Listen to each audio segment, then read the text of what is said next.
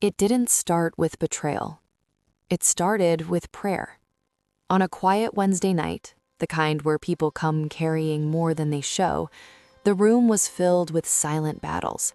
Some came searching for peace, others came hoping for answers, and a few just needed to feel like they weren't alone. Brielle sat near the back, hands folded tightly, her thoughts louder than the room around her. Life had been pressing in on her from every direction, not loud in sound, but loud in weight, the kind that settles deep in the chest and lingers in the quiet moments. She wasn't expecting anything different that night, just another service, another routine, another attempt to hold herself together. And then, someone sat beside her. "Do you mind if I sit here?" the woman asked softly. Brielle shook her head. "No, not at all." There was something about her presence, calm, grounded, not forced, not performative, just steady. When the prayer circle began, it followed the usual rhythm, familiar words, safe prayers, voices rising and falling in patterns everyone recognized. Until it was her turn. The woman didn't rush. She didn't try to impress. She spoke like she believed God was listening. "Lord, you see every heart in this room," she said, her voice gentle but certain. "You see the ones smiling and the ones barely holding it together." Brielle felt those words land, because she was one of them. "Meet them where they are," the woman continued, "and remind them they are not forgotten." By the time she finished, the room had shifted, not louder, but deeper, like something unseen had settled over everyone present. And for the first time in a long time, Brielle felt seen. After the service ended, the woman turned toward her with a soft smile. "My name is Simone."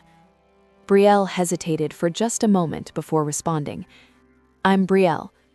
Simone studied her face carefully, not in judgment, but in quiet understanding. "Are you okay?" she asked. It wasn't casual, it wasn't polite, it was intentional. Brielle paused. For a second, the truth almost surfaced, the weight, the exhaustion, the things she hadn't said out loud. But instead, she gave the answer she had mastered. "I'm fine." Simone held her gaze for a moment longer, as if she could see beyond the words. Then she nodded. "Well, if you ever need someone to pray with, I'm here," she said gently. It sounded simple, harmless even, but sometimes the person who enters your life through prayer is the same person you'll one day have to ask God to remove. What started as a simple conversation became something Brielle didn't realize she needed. Consistency. That's what Simone brought into her life. It wasn't forced, it wasn't overwhelming, it was steady. The next Wednesday, Simone sat beside her again, and the Wednesday after that, she didn't have to ask. It became routine. After service, they would linger just a little longer than everyone else, talking, not about surface things, but real things, the kind of conversations people don't usually trust others with right away. But somehow, Brielle did. She talked about the pressure she had been carrying, the uncertainty, the quiet frustration of feeling like she was doing everything right and still feeling stuck. Simone listened, not distracted, not interrupting, listening. And when Brielle finished, Simone would always respond the same way. "Let's pray." Not advice, not opinions, prayer. And every time Simone's words felt precise, like she knew exactly what to say.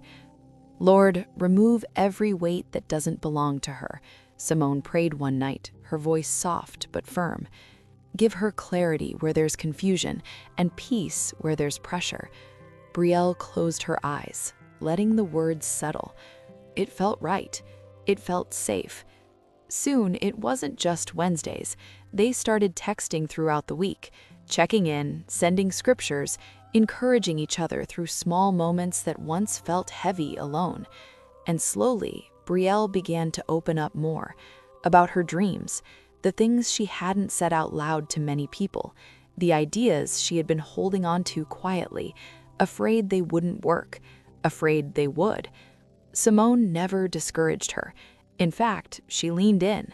"That's big," Simone said one afternoon, her tone filled with what sounded like excitement.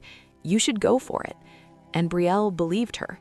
Because Simone didn't just sound supportive, she showed up like it. She remembered details, followed up on conversations, prayed specifically over things Brielle mentioned days before. It felt genuine. And in a world where everything felt uncertain, that kind of consistency felt like confirmation. But there were moments, small ones, easy to overlook, moments where Simone's questions lingered just a second too long. "Who else knows about that?" she asked once, casually, or the way she would pause, just briefly, when Brielle shared something good, not long enough to question, just long enough to feel. But Brielle didn't think much of it, because when someone shows up in your life with prayer, you don't expect them to come with anything else. And that's what made it easy, because trust didn't rush in. It settled, quietly, steadily, until it felt like it had always been there. At first, nothing felt wrong. That was the thing about it. If anything, things seemed to be getting better. Brielle felt lighter, more focused, more hopeful than she had in a long time. The weight she carried didn't feel as heavy, and for the first time, she started to believe that maybe things were finally shifting in her favor. And Simone was there for all of it. Every small win, every answered prayer, every step forward. When Brielle mentioned a new opportunity opening up at work, Simone smiled. "That's good," she said, and she meant it. At least, it sounded like she did. But there was something about the way she said it. Subtle, almost unnoticeable. A pause that didn't quite belong, not long enough to question, but just long enough to feel. Brielle brushed it off, because everything else felt right. That same week, Brielle shared something she hadn't told many people. An idea, something she had been sitting on for months, maybe even years. A step she wanted to take, but hadn't fully committed to yet. It wasn't small. It mattered. Simone leaned in, listening carefully. "That could really work," she said slowly. "But are you sure it's the right time?" The question wasn't harsh. It wasn't discouraging. It was careful, reasonable, the kind of question that makes you pause even when you were certain before. Brielle hesitated. "I mean, I think so," she said, her confidence softening just slightly. Simone nodded. "I'm just saying, sometimes we have to be patient. You don't want to rush into something and miss what God is trying to do." It sounded wise, spiritual, even protective, and that's why Brielle accepted it, because it didn't feel like doubt, it felt like guidance. Later that night, Simone prayed with her again. "Lord, give her discernment," Simone said softly. "Protect her from stepping ahead of your timing." Brielle closed her eyes, letting the words settle. But this time, something felt different. Not wrong, just unfamiliar, like a quiet shift she couldn't explain. And it didn't stop there. In the days that followed, Simone's questions became more frequent. "Who else knows about this? Have you told anyone at work yet? What exactly are you planning to do next?" Each question sounded normal, supportive even, but there was a pattern forming, one Brielle didn't see yet. Because when someone prays with you, you don't expect them to study you. And when someone stands beside you in faith, you don't expect them to be measuring your steps. So Brielle kept talking, kept sharing, kept trusting, unaware that something had already begun to shift. Trust has a way of opening doors, quietly, without announcement. And before Brielle realized it, Simone wasn't just part of her Wednesdays anymore. She was part of her everyday life. It started small, a quick call after work, a check-in message in the morning, a just thinking about you text at night. Consistent, intentional, present. And in a season where Brielle had felt alone for so long, that kind of presence felt like an answer to prayer. Soon, their conversations stretched beyond church. They talked about family, past relationships, old wounds Brielle hadn't fully healed from, things she hadn't shared with many people. But Simone made it easy. She knew how to listen, and more importantly, she knew when to be quiet. And in that silence, Brielle filled in the gaps. One night, during a long conversation, Brielle opened up about something deeper, a past disappointment, a situation that had shaken her confidence more than she ever admitted out loud. Simone didn't interrupt. She didn't rush to respond. She just listened. And when Brielle finished, Simone's voice softened. "That makes sense," she said. "Anyone would feel that way after going through something like that." Validation. Not correction, not advice, validation. And it landed exactly where Brielle needed it. But then Simone added something else. "You just have to be careful," she continued gently. "Sometimes when we've been hurt before, we don't always see things clearly when something new comes along." It sounded thoughtful, protective even, but it lingered, because it planted something Brielle hadn't been thinking about before. Doubt.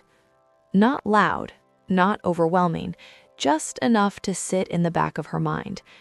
Later that week, Simone asked if she could come by. "Just to hang out," she said. Brielle agreed. It felt normal, comfortable. By the time Simone arrived, it didn't feel like having a guest over. It felt like welcoming someone who already belonged. They sat, talked, laughed, prayed. And somewhere between those moments, Simone started learning more, not just about Brielle's life, but about her patterns, what she feared, what she wanted, what made her hesitate, what made her move forward. Details. Small on their own, but powerful together. "Where do you usually go when you need to think?" Simone asked casually at one point. Brielle smiled slightly. "There's this park not too far from here. I go there sometimes, just to clear my head." Simone nodded, storing it away without making it obvious. "And work, who do you trust there?" she asked later. The question blended into the conversation so smoothly, it didn't feel like a question at all. Brielle answered without hesitation, because at that point, why wouldn't she? Simone had become familiar, safe, trusted. But access isn't always given for the right reasons. And the more Brielle opened her life, the more Simone quietly stepped into places she was never meant to occupy. At first, it didn't look like interference. It looked like coincidence. Brielle had been preparing for something important, an opportunity she had been quietly working toward, one that could shift everything for her. She had taken her time, prayed over it, and finally felt ready to move forward. For once, she didn't hesitate. She shared it with Simone that same week. Not everything, but enough. Simone listened closely, her expression calm, attentive. "That sounds like a big step," she said slowly. "It is," Brielle replied, a small smile forming. "I feel like it's time." Simone nodded. "Then just make sure you're moving with clarity, not just excitement." Again, it sounded wise, grounded, the kind of thing someone says when they care. So Brielle didn't question it. A few days later, Brielle was supposed to follow through. Everything was in place. The timing made sense, the opportunity was there, even her confidence felt steady. Until that morning. Something felt off. Not strong enough to stop her, but present enough to slow her down. A thought crossed her mind. What if this isn't the right time? She paused, sat with it, and then another thought followed. What if I'm rushing? By the time she reached for her phone to move forward, the moment didn't feel the same. The certainty she had before had softened, not disappeared, just shifted. So she waited. Just a day, she told herself. But a day turned into two, and two turned into hesitation. By the time Brielle circled back, the opportunity wasn't the same. Someone else had already stepped into it. Closed door, missed timing, and she couldn't explain why. Later that evening, she mentioned it to Simone. I don't know what happened, Brielle said quietly. I was ready, and then I just hesitated. Simone listened, nodding slowly. That's why discernment matters, she said gently. Sometimes God will pause you for a reason. Brielle exhaled, trying to accept that. Maybe she had misread the timing. Maybe she had moved too quickly in her mind. Maybe. But something about it didn't sit right, because before that moment, she had been sure, completely sure, and now she wasn't. What Brielle didn't realize was that not every delay is divine, not every hesitation comes from God, and sometimes the voice that sounds like wisdom is actually planting doubt, so quietly you don't even realize when it took root. At first, Brielle didn't call it a pattern. She called it timing. Bad timing, off timing, just one of those things. But after a while, it became harder to ignore. It wasn't just one missed opportunity anymore. It was a conversation that didn't go the way she expected, a decision she second-guessed, even when it felt right at first. Moments where her confidence seemed to fade, right before she needed it most. And somehow, Simone was always nearby, not obvious, not involved in a way that raised questions, just present. One afternoon, Brielle shared another idea, this one smaller, safer, something she could move on quickly. I think I'm just going to do it, Brielle said, her tone more cautious this time. Nothing big, just a step. Simone tilted her head slightly. That's good, she said, but have you really thought it through? The question landed differently this time, because Brielle had.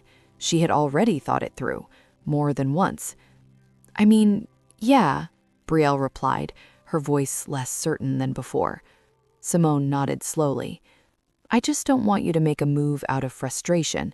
You've been through a lot. Sometimes we try to force progress when we're tired of waiting. Again, it sounded reasonable, careful, even wise, but something about it lingered longer than it should have. Later that day, Brielle sat alone, trying to figure out why her confidence kept slipping. Every time she felt sure, something shifted. Every time she felt ready, something pulled her back. And she couldn't explain it, because on the surface, everything around her looked supportive. Simone was still showing up, still praying, still encouraging her in all the right ways. But internally, something wasn't settling the same. That night, during prayer, Brielle hesitated, not outwardly, not enough for anyone else to notice, but internally, there was a pause, a quiet question forming in a place she hadn't questioned before. Why do I feel unsure after I talk to her? The thought came, and just as quickly, Brielle pushed it away, because it didn't make sense. Simone had been consistent, present, supportive. There was no reason to question someone like that. So Brielle did what most people do when something doesn't make sense. She explained it away, told herself she was overthinking, told herself it was just fear, told herself she needed to trust the process and trust the people God had placed around her. But what Brielle didn't realize was that patterns don't always announce themselves. They repeat, quietly, until the truth becomes harder to ignore than the explanation. And she was getting closer to that moment, whether she was ready for it or not. The shift didn't happen all at once. It showed up in moments, small, controlled, but different. One evening after service, Brielle shared something she hadn't even planned to say out loud. A breakthrough.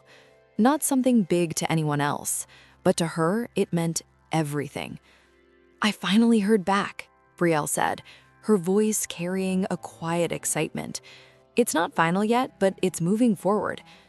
For a brief moment, Simone smiled, but this time it didn't reach her eyes. "Wow," she said, "that's fast." The word lingered. Fast. Not good, not exciting, not "I'm proud of you," just fast. Brielle paused slightly, catching it, but not fully holding onto it. "Yeah, I guess," she replied, her excitement softening just a little. Simone nodded.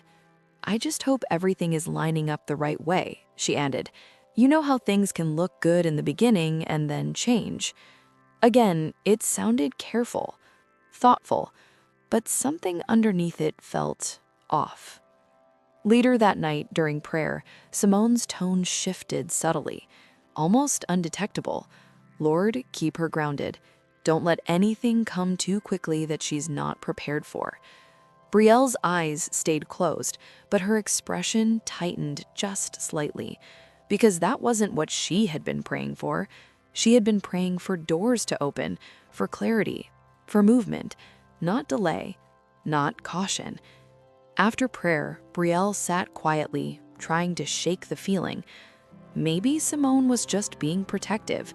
Maybe she was just trying to make sure everything was right. Maybe. But the excitement Brielle had felt earlier didn't feel the same anymore. It had dimmed. Not completely, but enough to notice. And it didn't stop there. In the days that followed, Simone's energy shifted in ways that were harder to explain. She was still present, still consistent, but now there were moments where her tone changed just slightly when Brielle spoke about progress. Moments where her responses felt measured, like she was choosing her words more carefully than before. Or maybe, like she was holding something back. One afternoon, Brielle shared another update, small but positive, and this time Simone didn't respond right away. There was a pause, longer than usual. Then finally, "That's good," she said, but it didn't sound like it did before, and Brielle felt it, that subtle shift, that quiet difference, the kind you can't explain, but you can't ignore either. Still, she didn't confront it, because it wasn't enough. Not yet. Because when someone has been consistent for you, you don't question them over moments. You give them the benefit of the doubt, even when your spirit is starting to feel something your mind isn't ready to accept. And slowly, very slowly, the gap between what Brielle felt and what she was willing to admit began to widen. By this point, it wasn't just a feeling anymore. Something was changing. Not loudly, not in a way that could be easily explained, but in ways that were starting to affect outcomes. Brielle had become more careful with what she shared, not because she fully understood why, but because something in her had started to pull back. Still, Simone remained close, still asking questions, still offering prayers, still showing up with the same calm presence she always had. But now, there was intention behind it. One afternoon, Brielle mentioned an upcoming meeting. Important, not something she had shared with many people. "I've been preparing for it all week," Brielle said. "I just want it to go well." Simone nodded. "Who's going to be there?" she asked.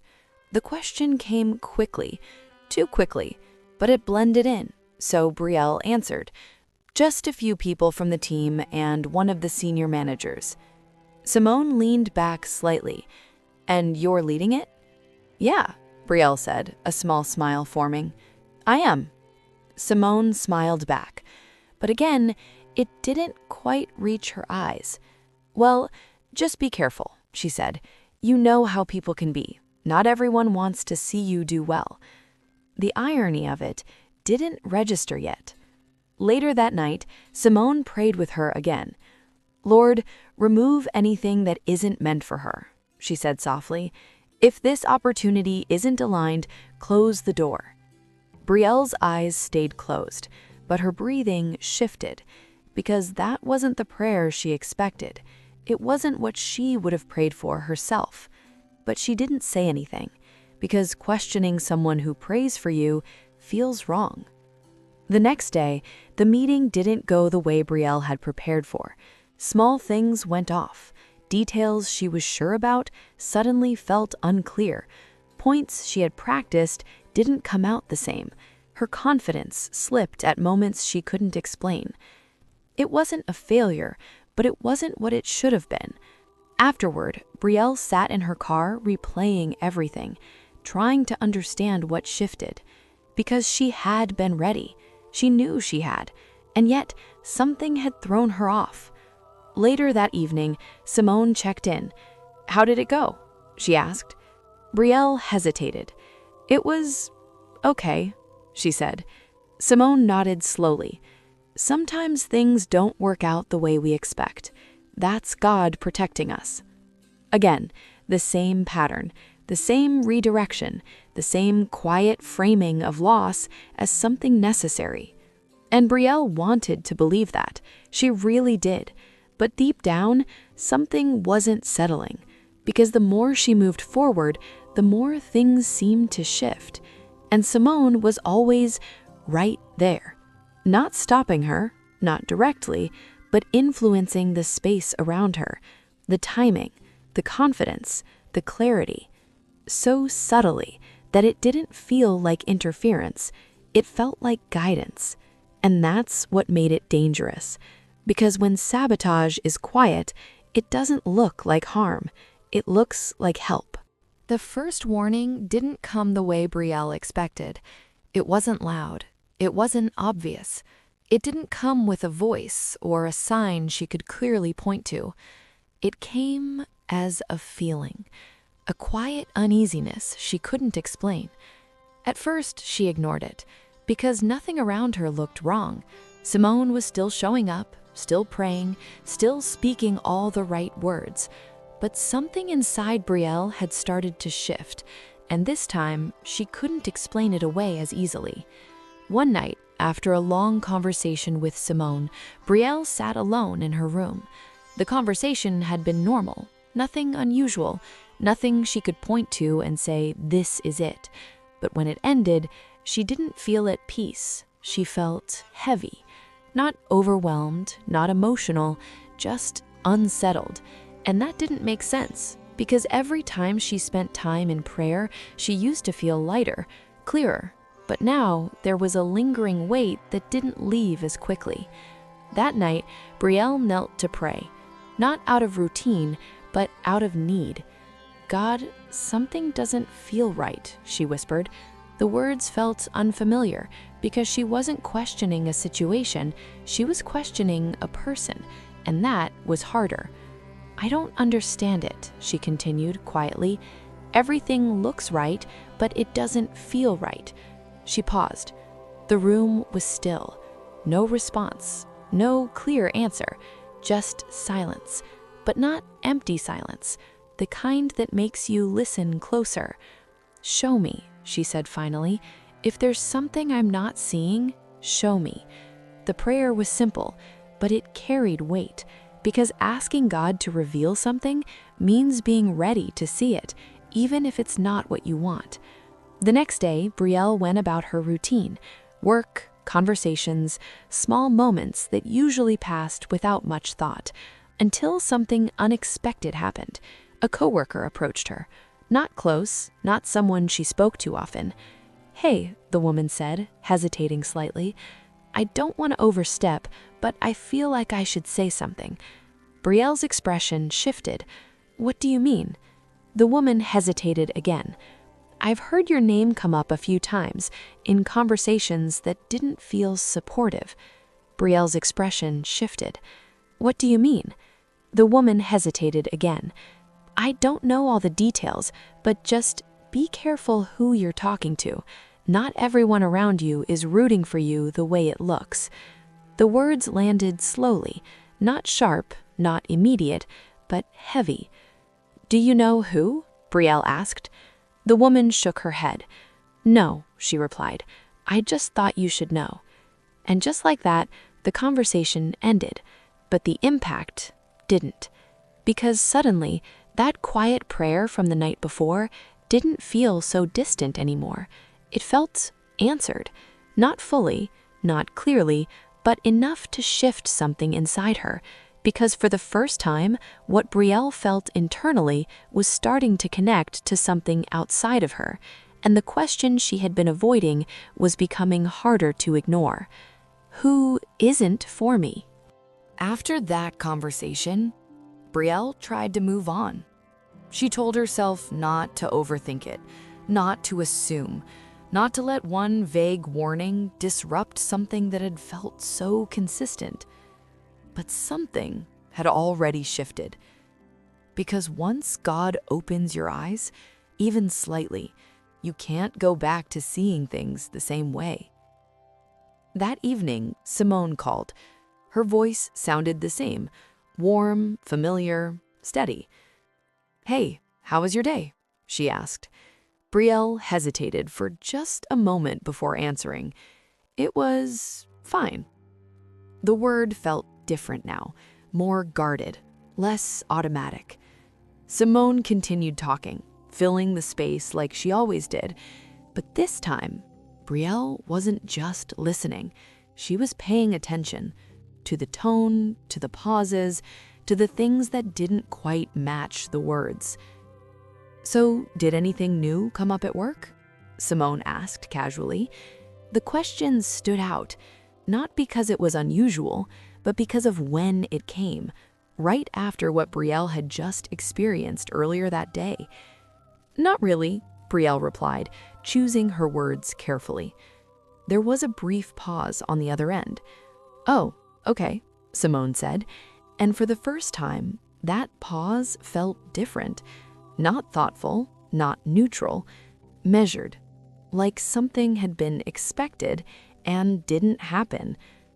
The conversation continued, but Brielle stayed aware, and then it happened. Small, almost unnoticeable, but undeniable. Brielle mentioned something positive, a minor update, nothing major, but progress. And this time, Simone didn't respond right away. There was a silence, longer than usual, and when she finally spoke, "That's interesting," she said. Not, "That's great," not, "I'm happy for you," just interesting.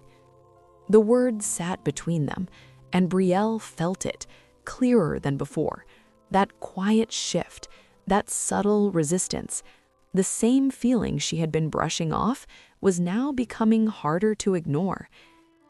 After the call ended, Brielle sat still, thinking, not emotionally, not reactively, just observing, replaying moments, conversations, questions, reactions.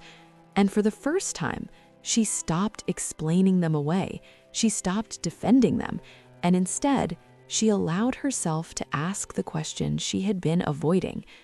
What if this isn't what I thought it was? The thought didn't feel dramatic. It didn't feel like betrayal. It felt clarifying. Because suddenly, the patterns made more sense. The hesitation, the doubt, the timing.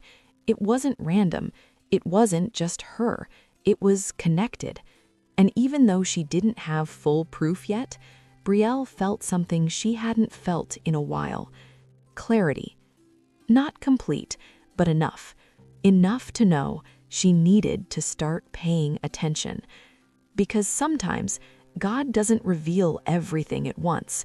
He shows you just enough so you can recognize the truth when it stands right in front of you. Clarity doesn't always come all at once. Sometimes it unfolds in pieces. And once Brielle allowed herself to stop ignoring what she felt, she started noticing things she hadn't before. Not new things, things that had always been there, just overlooked. That week, Brielle became quieter. Not distant, not cold, just observant. She still spoke with Simone, still answered her calls, still responded to her messages, but now she listened differently. One afternoon, Simone brought something up, casually. "So, I was thinking about what you said the other day," she began. "That opportunity you were considering." Brielle didn't respond right away. She hadn't mentioned that recently, not since she decided to move differently. "What about it?" Brielle asked calmly. Simone paused. "I don't know, I just keep feeling like you should slow down, like really make sure it's right." The words were familiar, but now they didn't land the same, because Brielle had already made a decision, quietly, without sharing it, and Simone, somehow, was still trying to influence it. That's when something clicked. Not emotionally, not dramatically, just clearly. Simone wasn't responding to what Brielle was doing. She was responding to what she thought Brielle might do. And that meant one thing. She had been paying attention, closely, too closely. Later that day, Brielle tested something, not to prove Simone wrong, but to confirm what she was starting to feel. During their next conversation, Brielle mentioned something intentionally vague, a small idea, nothing real, just enough to see how Simone would respond. Simone leaned in immediately. "That could be risky. I don't think that's a good move right now." No pause, no consideration, just immediate resistance. Brielle stayed quiet for a moment, watching, listening, and then she said nothing more about it. Because she didn't need to, the response had already said enough. That night, Brielle sat alone again, but this time, she wasn't confused. She wasn't questioning herself. She wasn't trying to make things make sense. She was seeing things as they were. And the more she replayed everything, the clearer it became. The questions, the hesitation, the timing of things going wrong. It wasn't random, it wasn't coincidence, and it wasn't protection. It was influence. Subtle, intentional, and consistent. Brielle closed her eyes slowly, not in fear, not in shock, but in understanding. Because the prayer she prayed days ago was being answered, piece by piece. And even though the truth wasn't fully exposed yet, it was close, closer than Simone realized. Because once God begins to reveal something, it doesn't stay hidden for long. And Brielle was no longer looking away. Truth doesn't always arrive loudly. Sometimes it settles in quietly until there's no room left for doubt. By this point, Brielle wasn't guessing anymore. She wasn't trying to figure things out. She was watching carefully. And the more she paid attention, the more everything began to align. It wasn't just Simone's words. It was her timing, her reactions, the way she showed up exactly when something important was happening in Brielle's life. Not randomly, not occasionally, consistently. And that consistency was no longer comforting. It was revealing. A few days later, Brielle received another opportunity, bigger than the last, clear, direct, no confusion, the kind of moment she had been praying for. But this time, she didn't share it, not immediately, not casually, not at all. She moved in silence, prepared quietly, took the steps she needed to take without outside input. And for the first time in a while, everything flowed. No hesitation, no second guessing, no unexpected disruption. Just clarity, just movement, just peace. And that alone told her more than anything else had, because the only difference was who didn't know. That realization didn't hit her emotionally. It hit her clearly, like a light turning on in a room she had been standing in the entire time. Later that week, Simone reached out again. "So, what's been going on?" she asked. "You've been a little quiet." Brielle paused, not because she didn't have anything to say, but because she finally understood what not to say. "Just focusing on a few things," she replied calmly. Simone's tone shifted slightly. "Like what?" she asked. There it was, the question, direct this time, not softened, not disguised, and Brielle heard it clearly. "Just what I need to focus on," she answered. A brief silence followed, longer than usual, and then, "Oh, okay," Simone said, but the warmth wasn't the same. The ease was gone, because something had changed, not in Simone, but in Brielle. Access had been removed, and without it, Simone's influence had nowhere to go. That night, Brielle sat quietly, reflecting, not on what she lost, but on what she had gained: clarity, discernment, understanding. Because what she had once mistaken for alignment had revealed itself as something else entirely. And for the first time, she didn't feel confused. She felt certain that not every connection is sent to build you. Some are sent to test what you can discern. And now, the truth wasn't hidden anymore. It was clear. Simone hadn't just been present in her life, she had been positioned, and Brielle had finally seen it for what it was. Confrontation doesn't always come with raised voices. Sometimes it comes with clarity and silence. By the time Brielle decided to address it, she wasn't emotional, she wasn't confused, she wasn't even angry, she was certain. And that changed everything. They met the same way they always did, after service, same space, same setting. But this time, the energy was different. Simone smiled when she saw her, warm, familiar, but Brielle noticed it now, the way it didn't fully settle. "How have you been?" Simone asked, her tone light. "Good," Brielle replied calmly. Not distant, not cold, just steady. They talked for a few minutes, normal conversation, surface level, until Brielle shifted it. "I've been meaning to ask you something," she said. Simone tilted her head slightly. "Okay." Brielle paused, not searching for words, but choosing them carefully. "Why do you always tell me to slow down when something is going right?"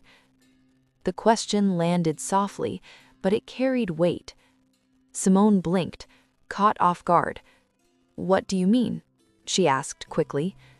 Brielle held her gaze. "I've been paying attention, and every time something starts moving forward for me, your response is always the same." Simone's expression tightened, just slightly. "That's not true. I'm just trying to make sure you're making the right decisions." It sounded familiar, rehearsed, and Brielle recognized it. "I thought that too," Brielle replied calmly. "For a while." There was no accusation in her tone, no anger, just truth. "But then I stopped sharing things, and everything started flowing again." Silence. This time, heavier, because there was nothing to soften it, nothing to redirect it. Simone looked at her, searching for something to say. "That doesn't mean anything," she replied, finally. "You're overthinking it." Brielle shook her head slightly. "No," she said. "I was overthinking it before, when I ignored what I felt." The words were steady, grounded, final. Simone's expression shifted again. This time, there was no warmth to cover it. "Why would you even think that about me?" The question wasn't soft anymore. It wasn't confused. It was defensive. And for the first time, Brielle saw it clearly. Because when truth is exposed, masks don't hold the same way. "I didn't want to," Brielle answered, "but I had to be honest with myself." Another pause, longer this time, and in that silence, everything that had been hidden felt visible. Not proven, but undeniable. "I've always been there for you," Simone said, her voice tightening. "I've prayed for you, supported you, helped you." Brielle nodded slowly. "I know," she said. And she meant it, because that was the part that made it complicated. "That's why I didn't see it right away," she added. The words landed, not harsh, but heavy, because they carried truth Simone couldn't easily dismiss. For a moment, neither of them spoke, and in that space, something shifted completely. Because the connection they once shared was no longer the same. Not broken in chaos, but separated in clarity. And Brielle didn't need to say anything else. Because sometimes, confrontation isn't about proving something to the other person. It's about no longer ignoring what's been revealed to you. And in that moment, Brielle wasn't searching for answers anymore. She already had them. Separation doesn't always look like conflict. Sometimes it looks like distance, quiet, intentional, final. After that conversation, Brielle didn't argue. She didn't try to explain further. She didn't go back and forth, because there was nothing left to prove. The truth had already done that. In the days that followed, things changed. Not suddenly, not in a way others would notice, but in ways that mattered. Brielle stopped sharing, not out of fear, not out of hurt, but out of understanding, because access had been removed. Simone still reached out, still sent messages, still tried to maintain the same rhythm they once had. "Hey, just checking in on you. Let's catch up soon. I miss our talks." The words looked the same, but Brielle read them differently now. Not through emotion, not through assumption, through clarity. And clarity doesn't respond the same way confusion does. So Brielle kept her responses simple, polite, respectful, but distant. No details, no vulnerability, no open doors. And slowly, the space between them grew. Not forced, not dramatic, just natural. Because without access, connection couldn't function the same way. There were moments, quiet ones, where Brielle reflected, not on what she lost, but on what she learned. Because walking away didn't feel like loss. It felt like alignment. It felt like protection. It felt like peace returning to a place that had been quietly unsettled for longer than she realized. One evening, Brielle sat alone again, the same way she had before. But this time, everything felt different. The heaviness that once lingered was gone. The confusion had lifted, and in its place was something steady, peace. Not loud, not overwhelming, just present. The kind of peace that doesn't need to prove anything, the kind that settles when everything unnecessary has been removed. Brielle closed her eyes briefly, not to question, not to search, but to acknowledge. Because sometimes the answer to your prayer isn't in what stays, it's in what God separates you from. And for the first time in a long time, Brielle didn't feel like she was losing anything. She felt like she had been released from something she didn't even realize had been holding her back. And that was enough. Discernment doesn't always come the way people expect. It doesn't always come with warning signs or clear answers. It develops through experience, through moments that force you to pay attention to what you feel, even when everything looks right on the surface. Brielle learned that the hard way. She didn't meet Simone in a place of weakness. She met her in a place of faith. That's what made it difficult to recognize, Because when someone enters your life through prayer, you assume their intentions align with yours. But alignment isn't proven by words. It's revealed through patterns, through timing, through influence, through what shifts after they speak. Brielle had mistaken consistency for sincerity, presence for purpose, and guidance for protection. But what felt like support slowly introduced doubt. What sounded like wisdom quietly redirected her steps, and what appeared to be connection created confusion. Until she paid attention, until she stopped explaining away what she felt, until she asked God to reveal what she could not see on her own. That was the turning point. Not confrontation, not distance, clarity. Because once clarity arrives, everything adjusts. The conversations change, the access changes, the boundaries become clear, and peace returns. Not because everything around you is perfect, but because what doesn't belong is no longer in position. Brielle didn't leave with anger. She left with understanding. And that understanding gave her something more valuable than the connection she released. Discernment.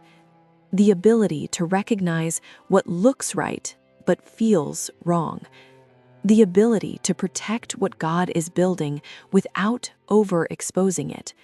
The ability to move forward without needing validation from everyone around you. Because every connection is not assigned to grow with you. Some are revealed so you can learn when to step back and when to let go. Brielle didn't lose anything in that experience. She gained clarity. She gained awareness. She gained peace. And most importantly, she learned that guarding your spirit is not isolation, it's wisdom. Quick before you go, Lord, give me discernment to recognize what looks right but isn't sent for me. Guard my heart from hidden jealousy and protect me from connections that bring confusion instead of peace. Remove anything that is not aligned with your will for my life, even if I don't understand it at first. Teach me to trust what you reveal and not ignore what I feel.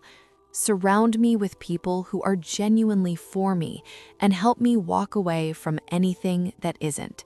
In Jesus' name, amen.